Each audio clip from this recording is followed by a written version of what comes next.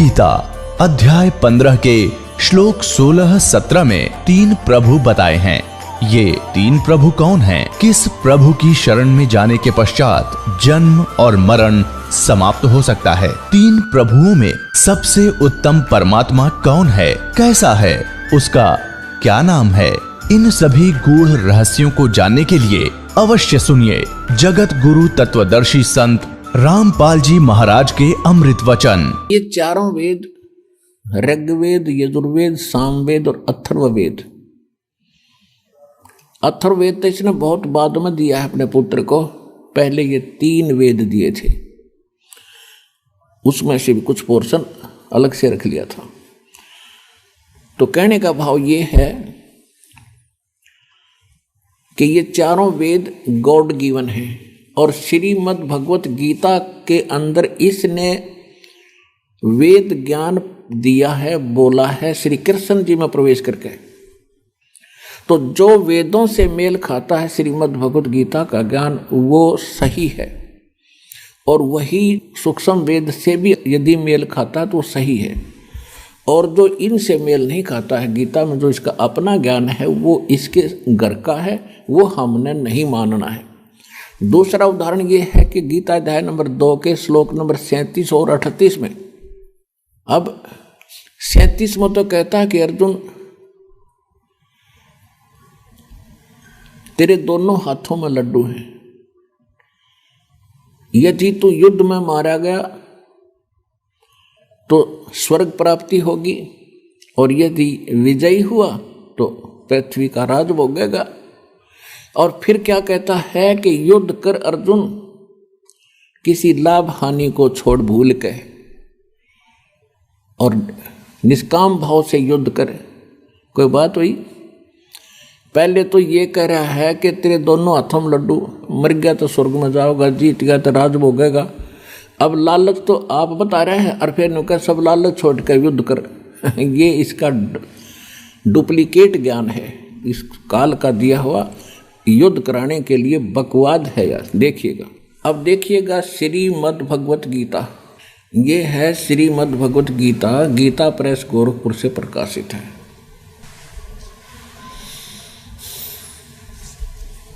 इसके संपादक कौन है देखिएगा, गीता प्रेस गोरखपुर से प्रकाशित है, और जयदयाल गोविंद का इसके अनुवादक है। अब पहले आपको दूसरा अध्याय का 37 और 38 दिखाते हैं, ये देखिएगा। अध्याय नंबर 2 और श्लोक नंबर 37। या तो तू युद्ध में मारा जाकर स्वर्ग को प्राप्त होगा, अथवा संग्राम में जीतकर पृथ्वी का राज भोगेगा। इस कारण से अर्जुन युद्ध के लिए निश्चय करके उत्तिष्ठ खड़ा हो जा। और फिर क्या कहे देखिए, काल भगवान का जाल। कहते जय पराजय, लाभ हानि और सुख दुख को समान समझकर उसके बाद युद्ध के लिए तैयार हो जा। इस प्रकार युद्ध करने से तू पाप को नहीं प्राप्त होगा। बताओ, ये कोई ज्ञान है? लाभ हानि और जय पराजय को भूल ले। लाभ हानि छोड़कर बेमतलब कौन लट्ठा होगा? इसका अर्थ तो ये हो गया कि किसी का सिर में मारा लठ, अन्यों कहते मैं तो बगैर लाभ हानि के और निष्काम भाव से लड़ रहा हूं तेरे साथ में, आजा।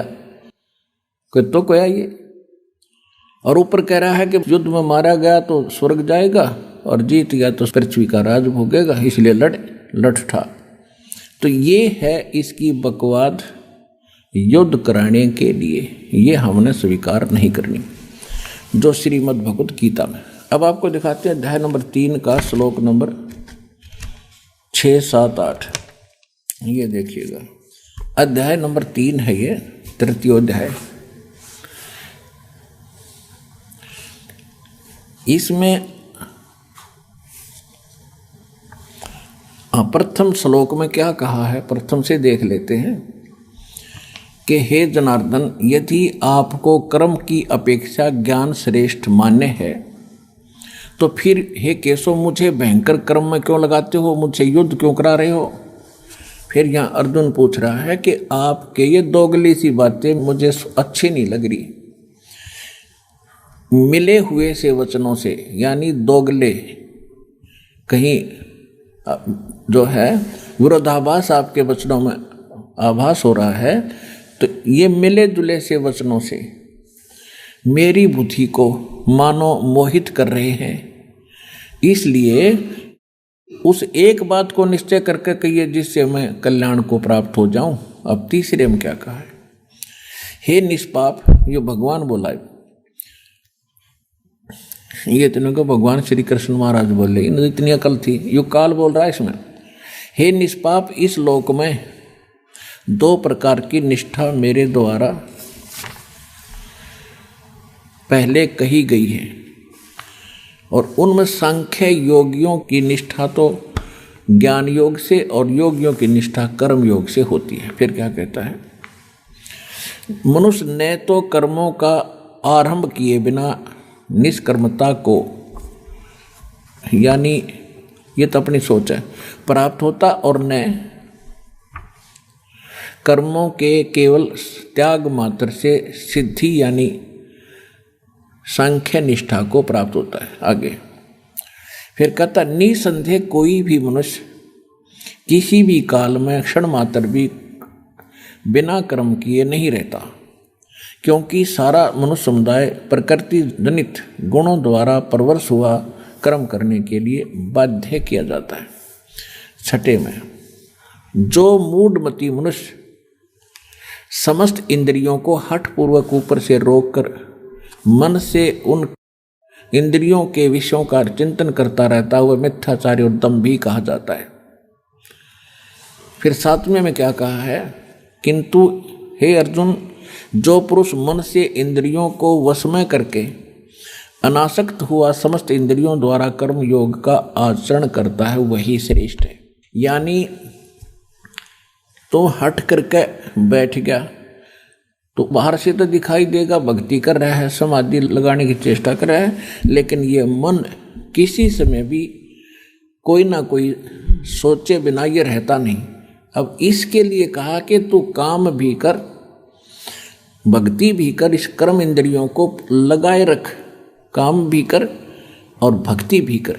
ये देखिए, अब कहते हैं जो इन कर्म इंद्रियों को जो रोक कर चिंतन करता है, और वो मिथ्याचारी और दंभी यानी पाखंडी कहा जाता है कि कोई हट करके बैठता है, जैसे 2.5 घंटे सुबह 2.5 घंटे शाम, ये राधा स्वामी वाले रोने तकरीबन यह गुट्टी पे हुए सब ने, कहते ये पाखंडी लोग हैं, दंभी हैं, ये साधना नहीं है भक्ति करने की। देखना 7वें में स्पष्ट कर दिया है कि किंतु अर्जुन,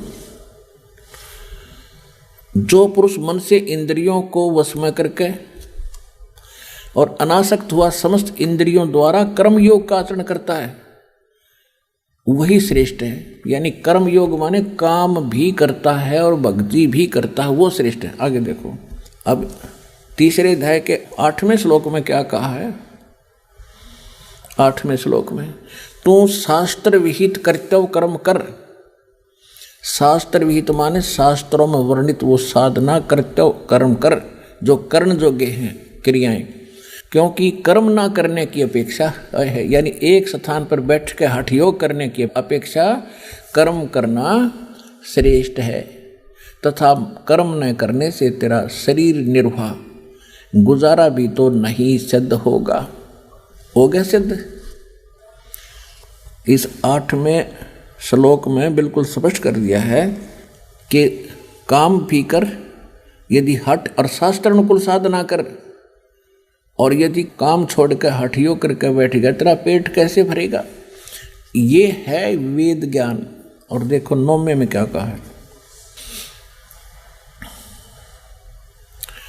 इसमें कहा कि ज्ञान यज्ञ के निमित्त किए जाने वाले कर्मों से अतिरिक्त, यानी यज्ञ माने धार्मिक अनुष्ठान भक्ति कर्म के अतिरिक्त किए जाने वाले कर्म अतिरिक्त दूसरे कर्मों में लगा हुआ ही यह मनुष्य समुदाय कर्मों से बंधता है। इसलिए अर्जुन आसक्ति से रहित होकर उस ज्ञान के निमित्त, तदार्थमान उस ज्ञान के नहीं, उस परमात्मा पाने के निमित्त कर्तव्य कर्म कर।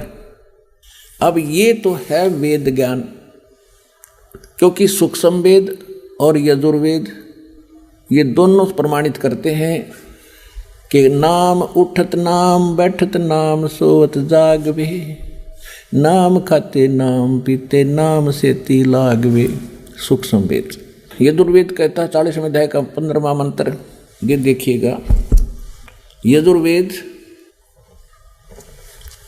ये देखिएगा यजुर्वेद, ये कहाँ से प्रकाशित है? प्रकाशक है सार्वदेशिक आर्य प्रतिनिधि सभा 2/5 महर्षि दानंद भवन, रामलीला मैदान, नई दिल्ली से। और यजुर्वेद आर्य भाषा भाष्य महर्षि द्वान सरस्वती द्वारा इसका अनुवाद किया गया है और ये यहाँ से मुद्रित है। अब हम इसके 40वें अध्याय में चलते हैं। ये 40वां इसका अंतिम अध्याय है और ये लास्ट के ही मंत्र चल रहे हैं इसके अंदर। देखिएगा, ये है यजुर्वेद और 4400 यानी 40वां अध्याय 4400 और इसका मंत्र नंबर 15। हम संस्कृत भी पढ़ लेंगे जोड़ जाड़ का, हिंदी तो आवे अपन, यह देवनागरी लिपि है। वायुर अनिलम अमृतम अथिदम अथेदम भस्मांतम शरीरम, ओम कर्तो समर किलबे समर और कर्तुम समर है 15वां श्लोक। इसका क्या अर्थ है? वायु अनिलम अमृतम अथ इदम भस्मांतम शरीरम, भस्मांतम शरीरम। इसका अर्थ है कि जब तक तेरा शरीर का नाश हो तब तक, अनल माने होती है वायु, इस वायु यानी श्वास के द्वारा सेवन करना होता ओम का। तो इसमें क्या बताया कि ओम कर्तु समर किलबे समर, नीचे देखिएगा, ओम कर्तो समर किलबे समर और कर्तुम समर।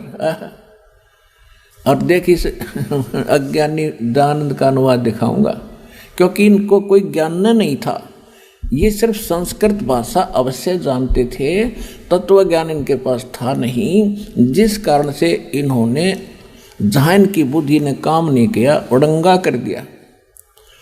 अब इसका सीधा अर्थ है कि ओम कर्तु समर, ओम का जाप काम करते करते सेवन कर। अब इसके अनुवाद से आपको और आसानी से सिद्ध होगा कि यो भी कोशिश कर रहा है, अर्थ तो ठीक करने की चेष्टा कर रहा है, लेकिन विचलित होने के कारण ये निष्कर्ष नहीं दे पा रहा। देखिएगा, ये इनका अनुवाद है दानंद जी का। कर्तो माने कर्म करने वाले जीव तू, शरीर छूटते समय, ये ओम लिखा है, ये ओम लिखा है। इसने जैसे ये कर्तु है, कर्तु का अर्थ कर दिया कर्म करने वाले जीव, बिल्कुल ठीक है। और ओम का भी यहाँ अर्थ लिखना था, ओम ही लिखना था। ओम माने ओम को, समर माने समण कर, किलबे माने अपने सामर्थ्य के लिए परमात्मा और उनके अपने स्वरूप का समरण माने समण कर, कर्तव्य माने अपने किए का समण कर। वायु माने धनजा दिवायु, अनल माने कारण रूप वायु को, कारण रूप वायु, अमृतम अविनाशी कारण को धारण करता अथ, इसके अनंतर इदम इस शरीर नष्ट, शरीरम नष्ट होने वाला, सुखादि का आश्रय शरीर, भस्मांतम अंत में भस्म होने वाला। तो ऐसा जान, कोई अर्थ है इसका? कोई सिर पैर है इसके अर्थ का? इसका सीधा सा अर्थ है कर्तो माने काम करने वाले। यहाँ लिखा है ओम कर्तो समर, काम करते करते श्रवण कर। और किलबे, किलबे माने किलबलाहट, एक विशेष कसक के साथ, तड़फ के साथ नाम का जाप कर। और कर्तव्य माने अपने मूल मनुष्य जीवन का मूल कर्तव्य जानकर ओम का जाप कर। तो इसको अंतिम सांस तक, शरीर छूटते तक, जब तेरा शरीर नाश हो तब तक इसका सेवन कर। तो ये वेद ज्ञान है। और गीता अध्याय नंबर 8 के श्लोक नंबर 13 में कहा है, ये देखिएगा, श्रीमद् भगवत गीता उठा ली हमने, पवित्र वेद रख दिए। अब इसके 8वें अध्याय का 13वां श्लोक आपको दिखाते हैं। ये देखिएगा, अध्याय नंबर 8 का श्रीमद् भगवत गीता और श्लोक नंबर 13। हम संस्कृत पढ़ेंगे। परमात्मा ने इसे योग्य कर दिए। ओम इति एकाक्षरम ब्रह्म व्यवहारन माम अनुसमरण ये प्रयाति तजंदेहम स याति परमाम गतिम। इनका अनुवाद यहाँ से शुरू होता है। इन्होंने दोनों का इकट्ठा कर दिया, 12 और 13 का, बल्कि अलग अलग होना चाहिए था। यहाँ से शुरू होता, जो पुरुष ओम माने ओम, ओम माने ओम, इस एक अक्षर रूप इति एकाक्षरम अक्षर रूप ब्रह्म को उच्चारण करता हुआ उसके अर्थ स्वरूप मां मुझ निर्गुण ब्रह्म का चिंतन करता हुआ शरीर को त्याग कर जाता है, वह पुरुष परम गति को प्राप्त होता है। ये अनुवाद इन्होंने ठीक नहीं करना है, पर थोड़ा बहुत मिला दिया, मिलता जुलता सा है। देखिएगा, अब देखिएगा, हम अपने हिसाब से करेंगे इसको। अब 13वां मंत्र है 8वें अध्याय का 13वां श्लोक। ओम माने ओम, इति माने यह, एकाक्षरम। ओम इति यानी यह, केवल यही। एकाक्षर माने एक अक्षर, ओम यही। ब्रह्म व्यवहारण माम अनुसमरण, माम ब्रह्म मुझ ब्रह्म का उच्चारण करके सिमरण करता हुआ यह प्रयाति तजंदेहम जो शरीर त्याग कर जाता है, सयाति परमाम गति, वह परम गति यानी ओम के जाप से मिलने वाली परम गति को प्राप्त होता है।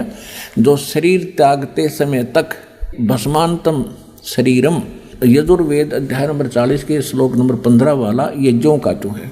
यही परमात्मा की सूक्ष्म वेद में है। राम नाम रटते रहो, राम नाम रटते रहो, जब तक घट में प्राणे, कभू तो दीन दयाल के भनक पड़ेगी कान। यानी अंतिम सांस तक राम का नाम जपते रहो। अब कौन से राम का? गीता अध्याय नंबर 18 के श्लोक 62 में, गीता अध्याय नंबर 15 के श्लोक 4 में गीता ज्ञानदाता कहता है कि अर्जुन तू सर्वभाव से उस परमेश्वर की शरण में जा, उसकी कृपा से तू परम शांति को और शाश्वतम स्थानम यानी उस अमर लोक को प्राप्त होगा। 15वें अध्याय के 4थे श्लोक में कहा कि तत्वदर्शी संत मिलने के उपरांत उस तत्व ज्ञान रूपी इस शस्त्र से अज्ञान रूपी इस अंधकार में इस गुत्थी को काट के उसके पश्चात परमेश्वर के उस परम पद की खोज करनी चाहिए, जहाँ जाने के बाद साधक फिर लौटकर संसार में कभी नहीं आते।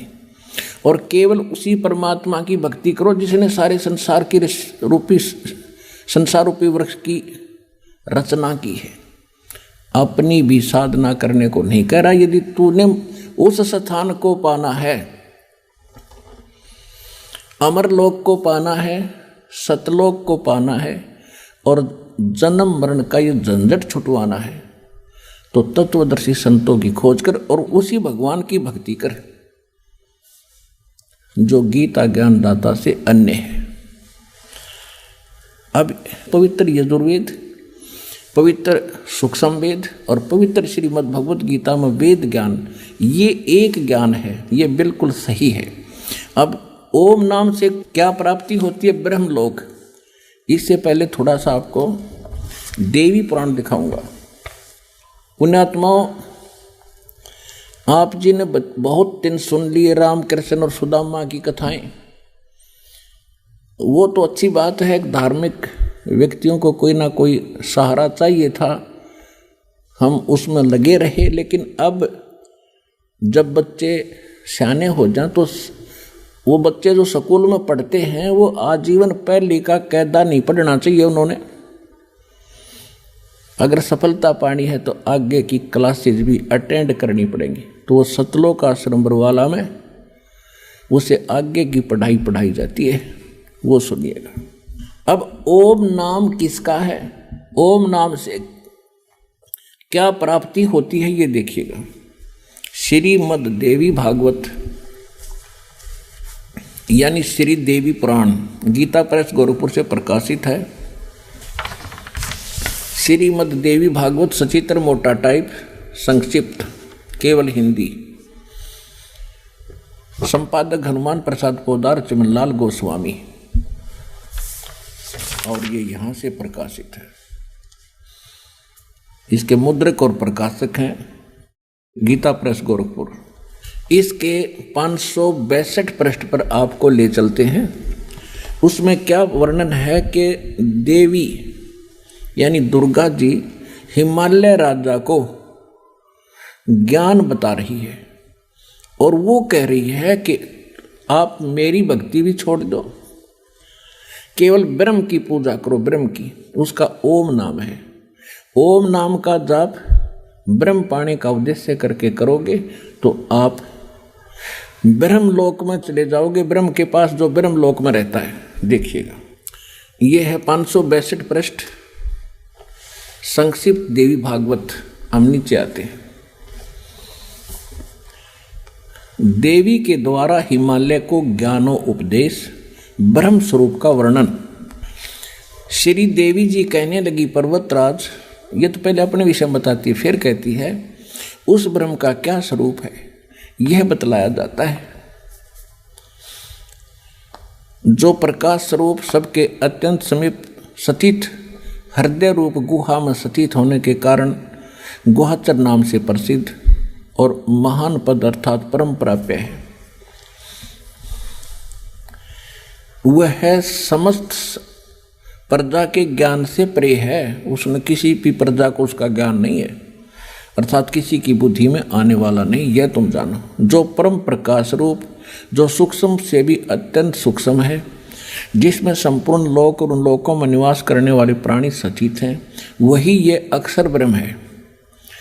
अब पुण्यात्मा इस परमात्मा के द्वारा दिए गए सूक्ष्म वेद रूपी पैमाने से आप इन सभी देवी और देवताओं के ज्ञान के सतर से परिचित हो जाओगे। अब ये देवी जी ब्रह्म को कहीं अक्षर ब्रह्म कह रही है, कहीं परम अक्षर कह रही है। देखो, और फिर गीता से प्रमाणित करेंगे आपको कि सरपुरुष अलग है, अक्षर पुरुष अलग है, और परम अक्षर पुरुष वो सुप्रीम पावर है। यहाँ देखिए, वही अक्षर ब्रह्म है। देवी जी कह रही है, ब्रह्म को कह रही है, ब्रह्म ही अक्षर ब्रह्म है। वही सबके प्राण है, वही सबकी वाणी है, और वही सबके मन है। वह यह परम सत्य और अमृत अविनाशी तत्व है। सौम्य उस वेदने योग्य लक्ष्य को तुम वेधन करो, मन लगाकर उसमें तन में हो जाओ। अब हम ज़्यादा न करें, यहाँ के क्या करिए, अक्षर रूप ब्रह्म को लक्ष्य बनाकर वेदन करो। प्रणव यानी ओम तो धनुष है, जीवात्मा बाण है, ब्रह्म, और ब्रह्म को उसका लक्ष्य कहा जाता है। यानी जीवात्मा ओम का जाप करे, ब्रह्म पाने का उद्देश्य रखे। अब यहाँ कहती है उस एकमात्र परमात्मा को यानी ब्रह्म को जाने, दूसरी सब बातों को छोड़ दे। अपनी पूजा को भी कह रही है, मेरी भी पूजा छोड़ दे तू। यही अमृत रूप परमात्मा के पास पहुंचाने वाला पुल है। संसार समुद्र से पार होकर अमृत स्वरूप परमात्मा को प्राप्त कराने का यह सुलभ साधन है। इस आत्मा का, परमात्मा का ओम के जप के साथ ध्यान करो। इससे अज्ञान अंधकार से सर्वथा परे और संसार समुद्र से उस पार जो ब्रह्म है उसको पा जाओगे। तुम्हारा कल्याण। ओम का जाप कर ब्रह्म प्राप्ति हो जाएगी। और वो कहाँ रहता है ब्रह्म? वह है, 563 पर पढ़ रहे हैं, वह है यह सबका आत्मा ब्रह्म, ब्रह्मलोक रूप दिव्य आकाश में स्थित है, ब्रह्मलोक में रहता है। ठीक। अब श्रीमद् देवी भागवत में देवी जी ने स्वयं बता दिया, ओम का जाप कर, ये ब्रह्म का मंत्र है, इसके जाप से ब्रह्म प्राप्ति हो जाएगी। वो ब्रह्मलोक में चला जाएगा, वो वहाँ रहता है। अब गीता अध्याय नंबर 8 के श्लोक नंबर 16 में कहा है कि ब्रह्मलोक में गए हुए प्राणी भी जन्म मृत्यु के अंदर हैं। देखिएगा, ये है श्रीमद् भगवत गीता। हमने अब उठा ली, श्री देवी पुराण रख दी। ये 8वां अध्याय, ये 8वां अध्याय, और इसका हमने 13 पढ़ लिया। देखिए 16 में, 8वें अध्याय का 16वां श्लोक क्या देता, प्रमाण देता है कि हे अर्जुन, ब्रह्मलोक पर्यंत सब लोग पुनरावर्ती में हैं। ये पुनरावर्ती को स्टार लगा के या नीचे विश्लेषण किया है, अर्थात जिनको प्राप्त होकर पीछे संसार में आना पड़े ऐसे। इसलिए पुनरावर्ती उसको कहते हैं जो उसको प्राप्त होकर भी जन्म मृत्यु में सदा रहे, आना पड़े वापस। वहाँ गए हुए प्राणी भी वापस आते हैं ब्रह्मलोक में। अब यहाँ इन्होंने थोड़ी सी गलती की है, परंतु हे कुंती पुत्र, मुझको प्राप्त होकर पुनर्जन्म नहीं होता। ये अनुवाद गलत किया इन्होंने। देखो पुण्यात्माओं, यदि ये ऐसे विद्वान होते तो मुझे क्या जरूरत थी इनके मत्था पचाई करने की। अगर हम इनके इस अनुवाद को श्रेष्ठ माने कि गीता ज्ञानदाता ब्रह्म ये कह रहा है कि मुझे प्राप्त होकर फिर किसी का जन्म मृत्यु नहीं होगा, तो गीता अध्याय नंबर 2 श्लोक नंबर 12, गीता अध्याय नंबर 4 के श्लोक 5 और 9, गीता अध्याय नंबर 10 के श्लोक नंबर 2, 3 गलत हो जाते हैं, जिनमें ये कहता है कि अर्जुन तेरे और मेरे बहुत जन्म हो चुके, तू नहीं जानता मैं जानता हूँ। तो ये खाकनवाद इनका। इसका अर्थ यहाँ पर ये बनता है कि जो ये नहीं जानते, अर्जुन विद्यते माने विद धातु से बना है विद्यते, जो ये नहीं जानते, विद्यते माने नहीं जानते कि ब्रह्मलोक में गए हुए भी पुनरावर्ती में हैं, तो वो लोग मुझे प्राप्त होकर भी पुनर्जन्म को प्राप्त होते हैं। इसका सीधा अर्थ ये बनता है। इन्होंने गलत किया है। देखिएगा अध्याय नंबर 2 के और श्लोक नंबर 12 को आपको दिखाते हैं। ये देखिएगा, गीता अध्याय नंबर 2 और श्लोक नंबर ये 12। इसमें कहा कि अर्जुन, न तो ऐसा है कि मैं किसी काल में नहीं था, अथवा तू नहीं था, अथवा ये राजा लोग नहीं थे, और नहीं ऐसा है कि इससे आगे हम सब नहीं रहेंगे। यानी तेरी मेरी, तू और मैं पहले भी जन्मे थे, आगे भी जन्मते रहेंगे। फिर देखिए अब 4थे अध्याय के 5 और 9 में, ये है श्रीमद् भगवत, ये है 4था अध्याय और श्रीमद् भगवत गीता और अध्याय 4थे अध्याय का 5वां श्लोक। अब यहाँ इसका अनुवाद है, हे प्रणतम अर्जुन, मेरे और तेरे बहुत से जन्म हो चुके हैं, उन सबको तू नहीं जानता किंतु मैं जानता हूँ। अब देखिए 9 में क्या कहा है कि हे अर्जुन, मेरे जन्म और कर्म दिव्य माने अलौकिक हैं। इस प्रकार जो मनुष्य तत्व से जान लेता है वह शरीर को त्याग कर फिर जन्म को प्राप्त नहीं होता और मुझे ही प्राप्त होता है। अब यू क्या कहता है कि जो इसका सीधा सा अर्थ है कि अर्जुन तेरे और मेरे बहुत जन्म हो चुके हैं और मेरे जन्म और कर्म अलौकिक हैं, यानी और जो इनको नहीं जानता वो मुझे ही प्राप्त होता है, जो इस तत्व से परिचित नहीं है वो मुझे ही प्राप्त रहता है, और मेरे और तेरे जन्म मृत्यु बहुत होली है। सीधी सी बात है। अब 10वें अध्याय का 2 श्लोक कति कंसेप्ट क्लियर कर देगा। ये देखिएगा 10वां अध्याय श्रीमद् भगवत गीता, ये यहीं पर है। मेरी उत्पत्ति को प्रभाव माने जन्म को न देवता लोग जानते हैं और न महर्षि जानते हैं, क्योंकि मैं सब प्रकार से देवताओं का और महर्षियों का आदि कारण हूं। अब इससे क्या सिद्ध हो गया? गीता ज्ञान दाता ये ब्रह्म है, ज्योति निरंजन काल है, सर्वपुरुष है। इसका जन्म परमात्मा कबीर जी से हुआ। एक अंडे में उसके वचन शक्ति से एक आत्मा उसमें प्रवेश हुई, तब ये परमात्मा के वचन से इसका जन्म हुआ। और इस ज्योत निरंजन से और दुर्गा से ब्रह्मा विष्णु महेश और सब अन्य प्राणियों की उत्पत्ति हुई। तो ये कह रहा है कि मेरे जन्म को ना देवता जानते ब्रह्मा विष्णु महेश, ना ये ऋषि जान सकते, क्योंकि ये मेरे से जन्मे हैं। तो जैसे पिता की डेट ऑफ बर्थ संतान नहीं जानते, पिता के जन्म को संतान नहीं जान सकती, दादा बता सकता है। तो सबके जो दादाजी, सबके जनक कबीर परमेश्वर जी ने आकर हमें बताया है इसके जन्म को, और जो आज दास ने आपके सामने खोला है।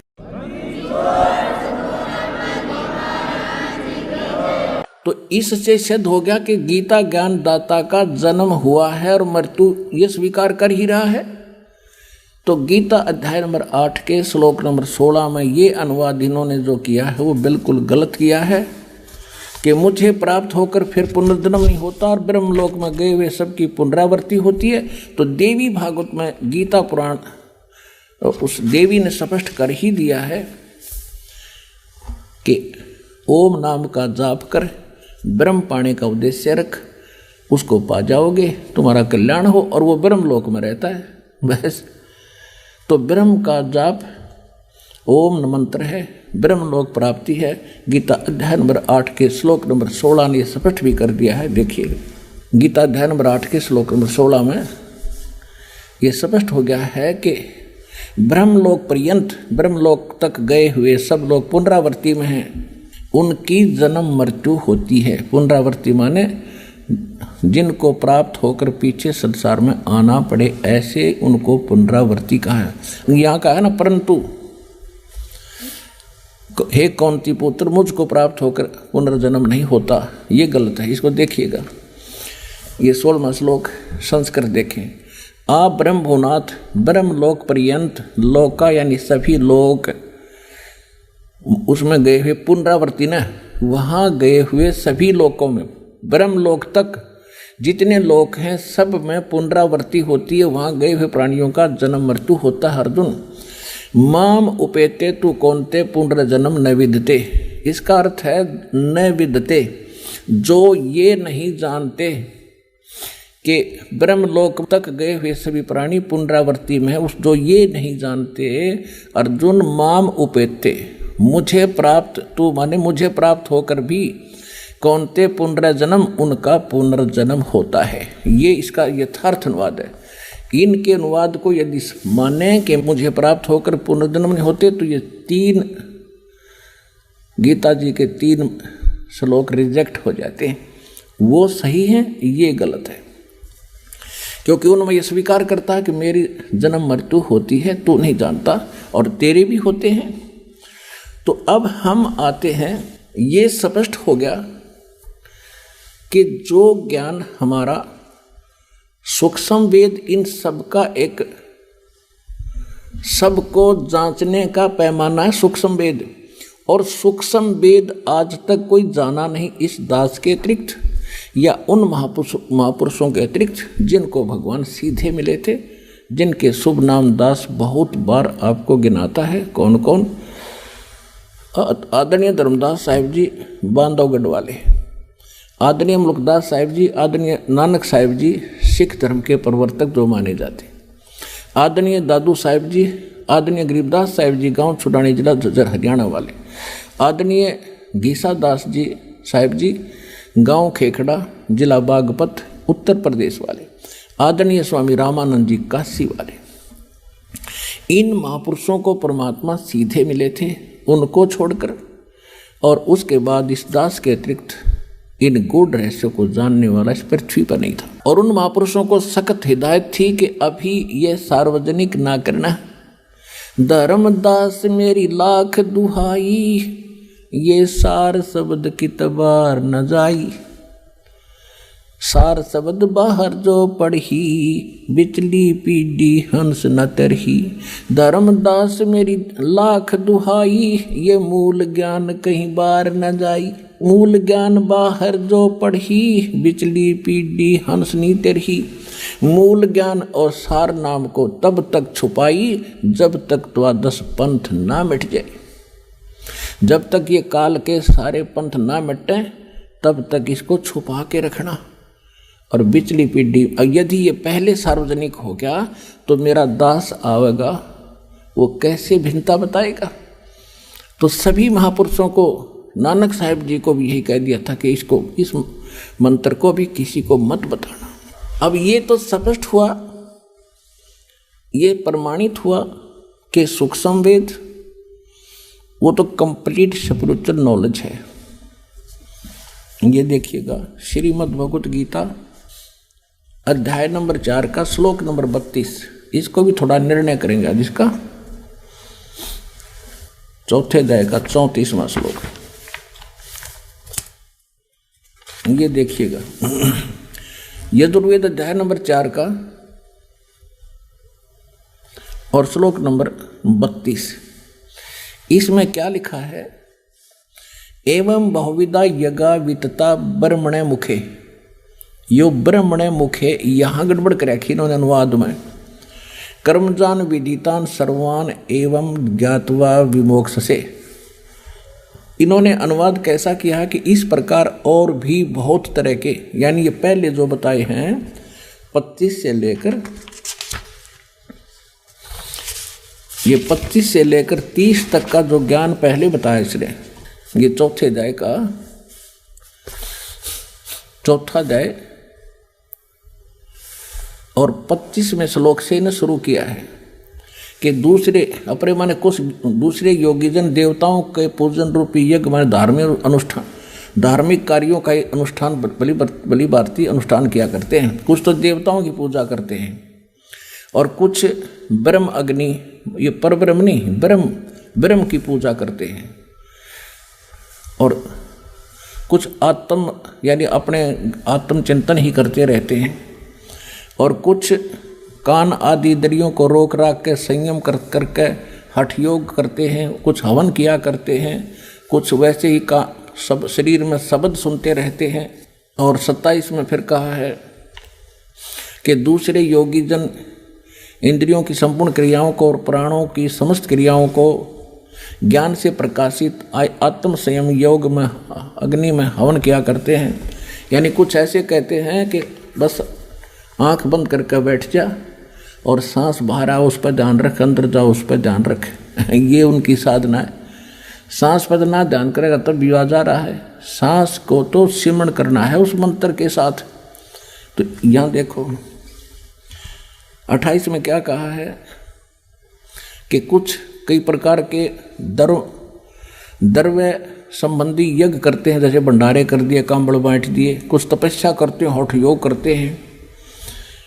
और कुछ योग करते हैं, केवल योग अभ्यास।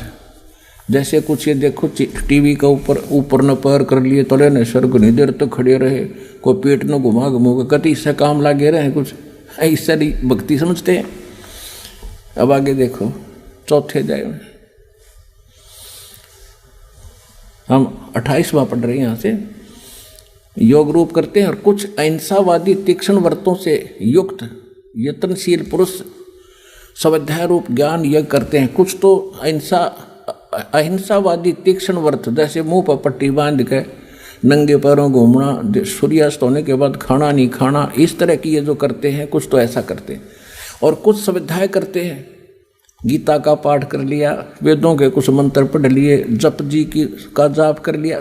कहती सभी के सभी अपने और दूसरे कितने योगीजन अपान प्राणवायु को हवन करते हैं, यानी प्राण ये योगिक क्रिया करते हैं प्राणायाम आदि करके और अपने आप को रिलैक्स महसूस कराते हैं। बस यही भक्ति है। तो ये प्राण वायु में अपान वायु को हवन करते हैं। और अन्य कितने ही नियमित आहार यानी अल्पाहार करते हैं। एक बार खाना खा लिया, सारा दिन में एक रोटी या केवल दूध पी लिया। प्राणायाम पुरुष प्राण और अपान की गति को रोककर प्राणों को प्राणों में ही हवन किया करते हैं, यानी सांस मद को देखते रहते हैं। और ये सभी साधक यज्ञों द्वारा पापों का नाश कर देने वाले, यज्ञों को जानने वाले हैं। इसका अर्थ ये है कि ये सभी जो क्रिया कर रहे हैं ये अपनी साधना को पापनाशक जानते हैं, इसलिए कर रहे हैं। जब इनको पता चल जाएगा तो डरे ढोरे हो तो कौन करेगा इनको? कोई भी जो साधना कर रहा है उसको सही मान रहा है तभी तो कर रहा है। अब आपको पता चला, आपने त्याग दी तुरंत, नहीं तो पहले आप इसी ने फाइनल मान रहे थे जैसी भी साधना कर रहे थे। इसका ये अर्थ है। अब 32वें श्लोक पर आते हैं हम, चौथे अध्याय के 32वें श्लोक। देखिएगा अध्याय नंबर 4 का अब श्लोक नंबर 32। इसमें कहा है कि इस प्रकार, इनका अनुवाद पढ़ते हैं, इस प्रकार और भी बहुत तरह के यज्ञ इन्होंने यहां गड़बड़ कर दी। ब्रह्मणे मुखे का अर्थ कर दिया वेद की वाणी में, नहीं, ये लिखना था सच्चिदानंद घन ब्रह्म की वाणी। मुख माने मुख कमल से जो बोलता है, ब्रह्मणे माने क्या है ये दिखा। अपना आत्मा गुरु बिन काहुन पाया ज्ञाना, जो थोथा बुस छड़े मूड किसाना। गुरु बिन वेद पढ़े जो प्राणी, समझन सारे रहे अज्ञानी। ये सारे अज्ञानी थे, किसी को भी कख पता नहीं था अध्यात्म मार्ग का, और बने बैठे थे महर्षि मुंडलेश्वर आचार्य और शंकराचार्य। अपना जीवन नाश कराया, हमारे पूर्वज डबो दिए, भूत बनवा दिए। अब ये दास बताएगा आपको ज्ञान। देखिएगा अध्याय नंबर 17 श्रीमद् भगवत गीता और 23वें श्लोक में, ओए होए, ओम तत् सत इति निर्देशः ब्रह्मणे तिर्विधः समर्थः। तिर्विधः ब्राह्मणा तेन वेदा च यज्ञा च विहिता पुरा। 23 नंबर। इसमें अनुवाद सही किया इन्होंने। ओम ओम तत् तत् सत सत। तत् और सत का इन सपने में बिना पता लग गए। अब ये गूढ़ रहस्य हैं। आज का जो सत्संग है विशेष होगा आपके लिए। ये ओम तत् सत, ये 3 मंत्र हैं। किसके? ये देखिएगा इन्हीं के शब्दों में। ऐसे ये त्रिविधः 3 प्रकार का ब्रह्मणे माने सच्चिदानंद घन ब्रह्म का नाम कहा है। तो ब्रह्मणे माने सच्चिदानंद घन ब्रह्म, यानी परम अक्षर ब्रह्म, सच्चिदानंद घन ब्रह्म। ब्रह्मणे माने सच्चिदानंद घन ब्रह्म। अब देखिए, यानी गीता ज्ञान दाता से अन्य वो परम अक्षर ब्रह्म है। जैसे गीता अध्याय नंबर 7 के श्लोक नंबर 29 में गीता ज्ञान दाता ने कहा कि अर्जुन, जो मेरे इस ज्ञान का आश्रय कर लेगा, कि तत्वदर्शी संत की खोज कर लेगा, उसके पश्चात जो जरा और मरण से छूटने के लिए वो प्रयत्न करते हैं, इस संसार की किसी वस्तु की इच्छा नहीं रखते, तो वो व्यक्ति उस तत्व ब्रह्म से और सारे दातों से और सब कर्मों से परिचित है। 8वें अध्याय के प्रथम मंत्र में गीता ज्ञानदाता से अर्जुन ने प्रश्न किया कि हे भगवान, फिर वो तत्व ब्रह्म क्या है? गीता ज्ञानदाता ने 3रे श्लोक में 8वें अध्याय में कहा है वो परम अक्षर ब्रह्म है। देखिएगा, ये भी कंसेप्ट क्लियर करेंगे। ये 7वां अध्याय 29वां श्लोक, ये केवल मूल पाठ है।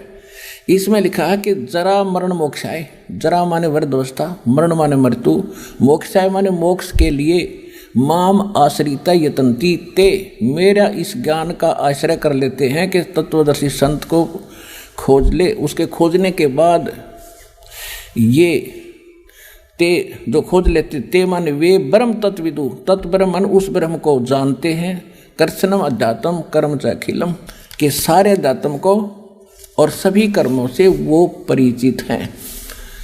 अब इनका अनुवाद देखते हैं। जो मेरे शरण होकर जरा और मरण से छूटने के लिए यत्न करते हैं। ये जरा मन लिखना था वृद्ध अवस्था का कहर, बुढ़ापे के दुख से और मृत्यु के दुख से छूटने के लिए जो प्रयत्न करते हैं, वे ते माने वो व्यक्ति, तत् ब्रह्म, तत् ब्रह्म, तत् माने उस, ब्रह्म माने ब्रह्म यानी काल को, संपूर्ण अध्यात्म को और तथा संपूर्ण कर्मों को जानते हैं।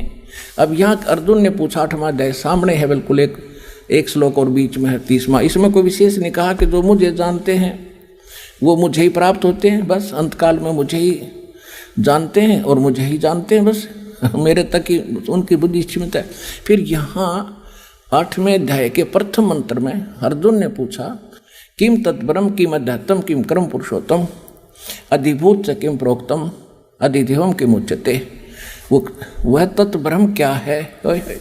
इसका उत्तर अध्याय नंबर 8 के और श्लोक नंबर इस 3 में दिया है। वह परम अक्षर ब्रह्म है।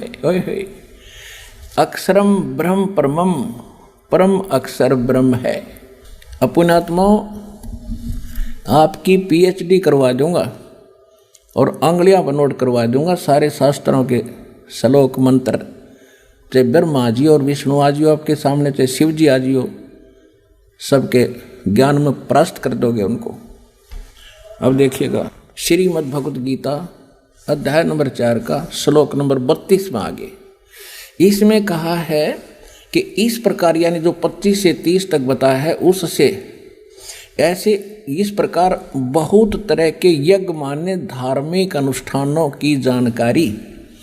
ब्रह्मणे माने सच्चिदानंद घन ब्रह्म कहो, परम अक्षर ब्रह्म कहो, पूर्ण परमात्मा कहो, सत्य पुरुष कहो, अमर पुरुष कहो, उसको कबीर देव कहो।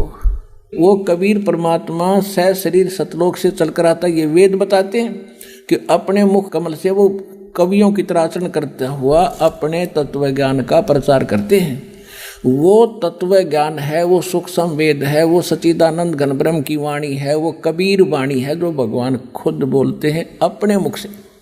आइए अब हम उन श्रद्धालुओं के अनुभव जानते हैं जो जगत गुरु तत्वदर्शी संत रामपाल जी महाराज जी से दीक्षा प्राप्त कर चुके हैं तथा उनके द्वारा बताए गए भक्ति मार्ग पर चल रहे हैं। सर नमस्कार। नमस्कार जी।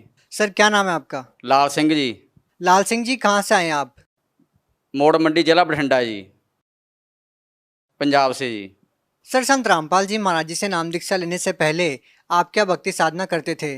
घर पे देवी देवताओं की भक्ति करते थे जी। जैसे हमारे पंजाब में चल रही है मलेरकोटला वाला, लाला वाला, काली माता जी, इनके घर पे झाड़ फूस का काम करता था जी मैं सबसे भाई। मेरे इलाके में जी मेरे से बड़ा कोई तांत्रिक विद्या में जानता नहीं था जी। मैं नहीं जानता मेरे से बड़ा कोई होगा जी। मैं ये तांत्रिक विद्या काम करता था। दिल्ली से चले लोग मेरे पास आया करते थे जी, मुर्दे को जिंदा कर देता था जी। ये मैं काम करा करता था जी। सर आप बता रहे हैं कि आप अपने एरिया के सबसे बड़े तांत्रिक रहे हैं, मुर्दे तक को आप जिंदा कर देते थे, तो फिर आपने संत रामपाल जी महाराज जी से नाम दीक्षा क्यों ली? वो ऐसे हुई जी, मेरी पत्नी की डेथ हो गई घर पे जी। कोई ऐसी स्थिति आई, मृत्यु सैया पे भाग गई जी। सारे रिश्तेदार आ गए सीगे जी। तो सारे रिश्तेदार बोलने लगे इसको तो जीवित करेंगे, लोगों को बड़े बड़े काम करता है। मैं भी सोचा हाँ, मैंने सारा झाड़ फूस कर लिया, सारा कुछ करके देख लिया, कोई विद्या कोई काम नहीं करी। फिर मैंने यहाँ काली माता के यहाँ चाकू मारा है जी कि माता इसको जीवित करते। उसने संकेत किया कि मैं लात बाँह तोड़ सकती हूँ, थोड़ा बहुत लाभ दे सकती हूँ, इससे ज़्यादा मैं नहीं दे सकती गी। फिर मैं क्या करूँ, मेरे को उपाय दस के जा तू। बोलती है इस पृथ्वी पे पूर्ण परमात्मा रामपाल जी महाराज आए हुए हैं, उनसे जाके नाम दीक्षा ले, फिर तेरा कल्याण होगा। मेरे पास बच्चा कुछ नहीं है। फिर मैंने क्या किया जी, रिश्तेदारों के पास फ़ोन किया, किसी भक्त ने मेरे को फ़ोन किया। मैं बोला जी रामपाल के बारे में मैं जानता चाहता हूँ तो कैसे करूँ। वो मेरी बहन लगती थी बठिंडा से। उसने कहा कि ऐसे करके ना ये सही हो जाएगी, तू संकल्प कर ले कि परमात्मा मैं तेरी शरण में आ जाऊँगा, ये सही हो जाएगी। मैंने उसी टाइम संपर्क किया, हे परमात्मा बंदी शोर सतगुरु रामपाल जी, मैं आपका नाम ले लूँगा, ये जिंदा हो जाए। क्यों, मेरे को पहले बता रखा था कि तेरे 2 शादियाँ होएगी, एक शादी पे 3 बच्चे होके ये मर जाएगी, इसकी 27 साल की उम्र रहेगी। वो मेरे को याद थी जी। तो उस दिन क्या हुआ जी, मैंने सारे झाड़ फूस कर लिए थे, नहीं सही हुआ है। फिर मैंने परमात्मा अगे अरदास हुई, बंदी छोड़ मैं नाम ले लूँगा, इसको जीवित कर दे। उसमें फाड़ी ही चहलाट आई जी, हिलचल हुई जी। फिर सेट हुई, फिर मैं अस्पताल में लेके गया जी। उसको 12 दिन एडमिट रखा। वहाँ डॉक्टरों ने भी लिखा के ले लिया था कि ये तो मुर्दा है, आप साइन कर दो इस पर। मैंने साइन कर दिए, मुर्दा है। बोला परमात्मा अगे अरदास लगा। मैंने बोला परमात्मा अगे तो मैंने लगा ली है। तो उसके बाद ये वहाँ से सेट हुई। फिर मैं परमात्मा का नाम लेके आया जी। परमात्मा किसका? संत रामपाल जी महाराज का नाम लेके आया मैं बरवाड़ा में जाके जी। 2012 में नाम लिया मैंने जी। सर आपने बताया कि जब आपने काली माता के नाम पर अपने हाथ पे चाकू मारा और आपने कहा कि इसको जीवित कीजिए या फिर मेरे को रास्ता बताइए, और फिर काली माता ने रास्ता बताया कि संत रामपाल जी महाराज जी से नाम दीक्षा ले लो। इससे पहले आपको काली माता ने रास्ता क्यों नहीं बताया? उन्होंने कहते साढ़े को कोई रास्ता नहीं जी, ਅਸੀਂ थोड़ा ਬਹੁਤਾ लाभ दे सकते हैं ਤੈਨੂੰ, कोई सट्टे का नंबर दे सकते, ਉਹ ਵੀ ਮੇਰੇ ਕੋਲੇ ਆਉਂਦੇ ਸੀ, ਹੋਰ ਲਾਭ ਦੇ ਸਕਦੇ, ਲੋਕ ਠੀਕ ਹੋ ਜਾਂਦੇ ਸੀ। ਇਹਦੀ ਹੁਣ ਉਮਰ ਹੈ ਹੀ ਨਹੀਂ ਗੀ, ਇਹਦੀ ਉਮਰ ਦਾ ਭਲਾ ਸੰਤ ਰਾਮਪਾਲ ਵਧਾ ਸਕਦਾ, ਉਹਦੇ ਜਾ ਕੇ ਚਰਨ ਫੜ ਲਾ, ਤੂੰ ਸਾਡਾ ਖਹਿੜਾ ਛੱਡ ਦੇ ਤੂੰ। लेकिन आपकी इन बातों पे विश्वास कौन करेगा? ਉਹ ਐਸੇ ਕਰਿਆ ਜੀ, ਮੇਰੇ ਸਾਹਮਣੇ ਚਮਤਕਾਰ ਹੋਇਆ ਜੀ ਉਸਦੇ। ਉਹ ਸਾਰੇ ਕਦੇ ਮੁਰਦੇ ਥੱਲੇ नहीं आप अकेले थे क्या वहाँ पे? ਸਾਰਾ ਪਰਿਵਾਰ ਥਾ, ਮੇਰੇ ਸਾਰੇ ਰਿਸ਼ਤੇਦਾਰ, ਮੇਰੇ ਸੱਸ ਸਹੁਰੇ ਸਾਰੇ ਆ ਗਏ ਸੀ। ਮੰਜੇ ਤੇ ਪਾ ਰੱਖੀ ਸੀ, ਚੱਟਾ ਕੱਪੜਾ ਪਾ ਰੱਖਿਆ ਸੀ। ਤੁਸੀਂ ਪਿੰਡ 'ਚ ਜਾ ਕੇ ਮੇਰੇ ਪੁੱਛ ਸਕਦੇ, ਮੌੜ ਮੰਡੀ ਨਵੀਂ ਬਸਤੀ ਪੀਰਖਾਨੇ ਕੋਲੇ ਮੇਰਾ ਘਰ ਆ। ਲਾਲ ਸਿੰਘ ਮਿਸਤਰੀ ਆ ਮੈਂ ਜੀ। तो क्या सभी आज भी उस घटना को जानते हैं? ਸਾਰੇ ਜਾਣਦੇ ਆ। ਉਸ ਤੋਂ ਬਾਅਦ ਜੀ ਜਦੋਂ ਮੈਂ ਸੰਕਲਪ ਕਰਿਆ ਪਰਮਾਤਮਾ ਮੈਂ ਨਾਮ ਲੈ ਲੂੰਗਾ, ਕਿਤੇ ਵੀ ਬਰਵਾਲਾ ਹੋਵੇ ਮੈਂ ਆ ਕੇ ਭਾਲ ਲੂੰਗਾ। ਉਸ ਤੋਂ ਬਾਅਦ ਫਿਰ ਮੈਂ ਜੀ ਇੱਕ ਭਗਤ ਨਾਲ ਗੱਲ ਕਰੀ ਜੀ, ਜਿਹੜੇ ਰਾਮਪਾਲ ਦੇ ਨਾਮ ਲੈ ਰੱਖਿਆ ਸੀ। ਉਹਨਾਂ ਨੇ ਕਿਹਾ ਵੀ ਇਸ ਤਰ੍ਹਾਂ ਐਂ ਕਰਕੇ ਤੁਸੀਂ ਇੱਥੋਂ ਜਾ ਕੇ ਇਸ ਤਰ੍ਹਾਂ ਤੁਹਾਨੂੰ ਨਾਲ ਲੈ ਜਾ ਕੇ ਨਾਮ ਦਵਾ ਲਿਆਵਾਂਗੇ। ਫਿਰ ਉਹ ਮੈਨੂੰ ਨਾਮ ਦਵਾ ਕੇ ਲੈ ਜੀ। ਫਿਰ ਮੇਰੇ ਘਰ ਦੀ ਸਥਿਤੀ ਠੀਕ ਹੋਈ ਜੀ। ਅਤੇ ਉਹਦੀ ਉਮਰ ਦੱਸ ਰੱਖੀ ਸੀ ਤੰਤਰਕਾਂ ਨੇ ਵੀ ਇਹ 3 ਬੱਚਿਆਂ ਨੂੰ ਦੇ ਕੇ 27 ਸਾਲ ਦੀ ਮਰੂਗੀ। ਅੱਜ 35 ਸਾਲ ਤੋਂ ਉੱਤੇ ਉਮਰ ਹੋ ਰਹੀ ਹੈ ਜੀ, ਉਹ ਜੀਵਤ ਹੈ जी। क्या आपने पहले कभी किसी साधु संत से नाम दीक्षा ले रखी थी? सर मैं आपको एक और बताना चाहूँगा कि मैंने एक ऐसे व्यक्ति से नाम ले रखा था, और उसने नाम ले रखा था। उसने मेरे को मंत्र दिए। उसने रामपाल जी महाराज की भगत चरा के ना, मंत्र चरा के उसने मेरे को 8 साल तक गुमराह करके रखा। मैंने उसको कहा, जिसने मैं इसको गुरु बना रखा था, कि आप तो इतना कुछ जानते हो, अब इसको सही करो ना, अब ठीक करो इसको। बोला इससे मैं नहीं कुछ कर सकता, इसको तो रामपाल जी महाराज ठीक कर सकते हैं। इसके बारे में उसने फिर मेरे से माफ़ी मांगी। फिर मैं उसको आश्रम में लेके गया। आश्रम में लेके वो जा नहीं रहा था। मैं बोला साथ चल, फिर मेरे को लेके गया। तो फिर उसने मेरे को नाम दबाया। उसने वहाँ भी माफ़ी मांगी गुरु जी से कि मैंने इसको बच्चे को गुमराह करके रखा। फिर मैं तो वहाँ से नाम लेके आया जी। उसके बाद फिर मेरे को और भी श्रद्धा बढ़ गई। जब मेरी जनानी वहाँ से आके जीवित हुई, सही होगी, आज भी जाके पूछ सकते। उसके बाद फिर मेरा मकान गिर गया जी, 6 फुट डूंगा था। उसके बाद परमात्मा ऐसी दया करी, वो मकान पवा दिया। उसके बाद बारिश पड़ गई सी 4 फुट डूंगी, बेड टुट गया, पखा सड़ गया, कूलर सड़ गया, टीवी सड़ गया, सारा कुछ A to Z नवा आ रहा मेरे घर पे। अब परमात्मा ने इतना ऊंचा कर लिया, 27 फुट पे छत पे मेरी छत पड़ी है। उत्ते संत रामपाल जी महाराज जी का पोस्टर लगा हुआ है। हम नहीं पीछे हटे, ना पीछे हटेंगे, क्योंकि हमको पहले पता था ये होना है, ये तो वो तो हो गया। अब हमको कोई डरने की लोड़ नहीं है जी। सर आप संत रामपाल जी महाराज जी से नाम दीक्षा लेने से पहले कोई नशा भी करते थे क्या? सर नशे की तो आपको मैं क्या बताऊं, इतना नशा करता था। बुक्की भी मैं खाता था जी, दारू भी पीता था। क्योंकि गाली माता गद्दी थी कि एक मुर्गी काट ली, एक बोतल मंगवा ली, और 4 मैं कैप्सूल खाता था लीले। इतनी लत पड़ गई थी बहुत ज़्यादा। जो व्यक्ति मेरे को लेके गया था आश्रम में, उसने ये कहा था, मैं सुल्फा 1.5 तोला लेके गया था जब नाम लेने गया था। मैं बोला देख नाम ले लूँगा, ये नशा नहीं मैं छोड़ सकता। मेरे को पता नहीं था कि परमात्मा इतनी भी दया कर सकते हैं। मैं 1.5 तोला ले गया सुल्फे का, छत जाते जाते पीता गया जी। मैंने बाहर बस अड्डे में रख दिया। तो उसने ये कहा था, इतनी तो बड़ी बोतल दिलवाऊंगा संत रामपाल जी, अंदर से आएगी कोई बात नहीं, ये तेरे का मैं सर्टिफिकेट बना दूंगा दारू का, और नशे का तो करते रहना, भक्ति करते ना। जैसे मैं अंदर गया, परमात्मा से नाम दीक्षा सिर पे हाथ रखा, वो तो मेरे से पता ही नहीं चला कि कब मेरे लत छूट गई। 3 दिन मैं वहाँ परमात्मा के साथ संग 3 दिन मैं रह के गया। बाद में मेरे को लोड नहीं पड़ी। और जितना मेरा पोटा पड़ा था घर पे, लीले कैप्सूल और बुक्की और दारू और बंडल, वो जैसे मैंने नाम लेके आया, मैं बाहर आके ना उसको पीना तो दूर, मैंने हाथ भी नहीं लगाया। मैं डंडे से बाहर करके ना मिट्टी का तेल पा के फूका उनको घर पे आके। सर अब आपको कितना समय हो गया नशा नहीं किया आपने? कितने साल से आपने नशा नहीं किया है? उसके आज मेरे को 8 साल हो चले है जी। मुड़ के लोड़ ही नहीं पई करे। क्या सच बोल रहे हैं आप? हाँ जी। क्या आपके गांव वालों से पूछ सकते हैं? मैं मोड़ मंडी के अंदर मेरे गांव में आके पीरखाना है, पीर बाबा का बहुत बड़ा, कोई भी आके भक्त पूछ सकता है। कोई भी जिसको शक हो तंत्र विद्या करने वाले को, ये तो कुछ भी नहीं। जैसे मैं जानता था भगत जी अपने इससे धरती से सोना निकालना, ऐसे बंदे के साथ रहा, उसने धरती से भी सोना निकाल के दिया। मैं उस सुनार को बेच के भी आया। आज भी मेरे घर पे प्रूफ पड़ा है। मैं साथ में लाना भूल गया जल्दी में, वो भी आपको दिखा सकते हैं। मेरे घर पे वो छड़ के, और वो जो जिसके साथ मैं लगा था मेरा गुरु बना हुआ था पहले, मैं कहता उससे बड़ा कोई गुरु नहीं है पृथ्वी पे। वो क्या करता था, दारू की बोतल चाहिए मेरे को, भाई गुरुजी पैसे तो है नहीं गए, कहता फोटो के आगे हाथ कर, फोटो के आगे हाथ करता, 100 का नोट ऊपर गिर जाता था और मैं दारू लेके आता था। इतने में देख के वो ही मेरे को लेके गया आदमी। वो कहाँ लेके गया? जिस व्यक्ति को मैं सबसे बड़ा गुरु मानता था जी, वो उसने माफ़ी मांगी। उसने कहा, मैं उसको सब तो बड़ा गुरु मानता था। उसने कहा भी मेरे से बड़ा परमात्मा आप आया बैठा संत रामपाल जी है, उससे बड़ा कोई नहीं है। फिर मैं बोला तू मेरे को गुमराह करके रखा, उसी दिन बोल देता, बोला मेरी मजबूरी थी। फिर मेरे को वहाँ लेके गया। और एक बात और बताना चाहता भगत जी आपको, वो उसने नाम ले रखा था गुरु जी का, नाम लेके छोड़ के ना जो भक्ति बोध में अपने दिए हुए हैंगे सप्त उजागर सतपुरुष मेरे सुख के सागर, इसके जो बाणी थी ना परमात्मा की, उसने मेरे को मूढ़ी की कलामे बना दी थी। मेरे को नहीं पता था भी बाणी कौन सी काम कर रही हैगी। फिर उसने वहाँ जाके माफ़ी मांगी, उसके मेरे को बना के रखे थे, उसने मंत्र बना के दे रखे थे। फिर मेरे को उसने सारी बात जाके आसन ने बताई कि मेरे को माफ़ कर दो बाकी जी, मैं आपको ऐसे गुमराह करके रखा हूँ, ये परमात्मा आए हुए हैं, इनके चरण नहीं छोड़ना। उसके बाद फिर मैंने पूछे मुड़ के नहीं देखा दुनिया से जी। क्या आज भी आप तांत्रिक का काम करते हैं? जैसे कि आपने बताया कि एक पीर बाबा की दरगाह है जहाँ पे आप रहते हैं। नहीं हुण नहीं मैं काम करता, हुण तो लोड़ ही नहीं पैंदी भगत जी, अब तो लोड़ ही नहीं पड़ी भगत जी उसके बाद न करने की। क्यों? एक बंदा 10 कैप्सूल के देता है, डॉक्टर एक 10 कैप्सूल देता है कि आपकी बीमारी ठीक हो जाएगी, 10 कैप्सूल खा लो, और कोई एक ही कैप्सूल दे दे वो भी राम नाम का, फिर हमको 9 खाने की क्या लोड़ है भगत जी, 10 खाने की। क्या आज आप पूर्ण रूप से स्वस्थ हैं? क्या आपका परिवार आज पूरी तरीके से ठीक है? जब से मैंने संत रामपाल जी से दीक्षा ली है ना, मेरा सारा कुछ सेट हो रहा है जी, घर भी बन गया, सब कुछ बन गया, अब भी सब कुछ सही चल रहा है जी। तो उसके बाद एक मैं अनुभव और बताना चाहता हूँ जी। मेरी लड़की है जी 22 साल की, तो वो बीमार होगी जी। मेरे घर पे सिर्फ 1000 रुपये पड़े थे जी, 400 तो डॉक्टरों ने ले लिया जी, तो 600 रुपया बाकी रह गया जी।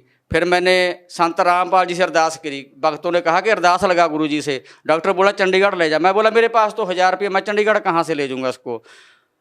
तो अरदास लगाई कि ऐसे ऐसे करके जी, ऐसे ये बात है जी। तो मैं बोला भगत जी अगर मेरी लड़की मर गई ना तो उसको मैं यहाँ जला भी नहीं सकता, मेरी औकात नहीं कि हमारे राम बाग में 2200 रुपये की पर्ची काटते हैं, मैं गरीब कहाँ से दूंगा, और संस्कार भी आप यहीं कर देना, मैं आश्रम में लेके आ रहा हूँ।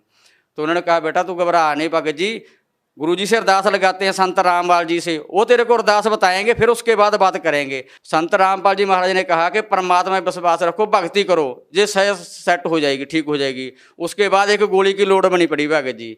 सर भगत समाज को आप क्या संदेश देना चाहेंगे? मैं भगत समाज को ये संदेश देना चाहता हूँ भगत जी, सर जी, कि ये तंत्र विद्या में एक चक्कर में ना पड़े। जैसे जेड़ा मेरा गुरु बनाया हुआ, मेरा गुरु बना रखा था, मैं बोला उससे बड़ा और मेरे से बड़ा कोई गुरु नहीं था। इसमें कुछ नहीं रखा, मैंने सारे खेड़ के देख लिए है, सारे करके देख लिए है, इसमें कुछ नहीं रखा है। इसमें जो ये काम करते हैं ना झाड़ फूस का, सियाणिया दा, पंजाबी में सियाणा दा जो बड़े बड़े बाबे बने फिरते हैं, कुछ भी नहीं ये परमात्मा की शरण च, संत रामपाल की शरण में जाओ, जो थोड़े नहीं काम बनते ना वो भी बनणगे थोड़े। उत्थों जाके मैं गया पर शरण च गया संत रामपाल जी, उत्थे उन्हें भी माफ़ी मंगी तो मैं भी माफ़ी मंगी, हे परमात्मा मैं दुनिया नहीं लुटूंगा, जो कुछ कर रहे हैं ना असीं ये आपदे बच्चों वास्ते कोड़ इकट्ठा कर रहे हैं, ये समझ लो, ये सारा पाप कमा रहे हैं। हुण संत रामपाल जी को जाओ, वो तो नाम दीक्षा लो तो आपदा कल्याण करो, जिन्हें बच्चे चाहिए नेगे। नहीं ये पता नहीं काल के जाल च फसे हुए हैं, काल कोल च पुट मार ले, बस रोण तो बिना होर तुहाडे कोल कुछ नहीं रह जाता। जिन्ने भी तांत्रिक का काम करते नेगे सारिਆਂ ਨੂੰ मैं हथ जोड़ के प्रार्थना करदा है भी इस काम ਨੂੰ छड्ड दिओ ते तुसीं आपदा संत रामपाल जी शरण च जाके ਉਹਦਾ ਗਿਆਨ ਸੁਣੋ। चैनल ते 7:40 ਤੇ आ रहा है। बहुत बहुत धन्यवाद। सत श्री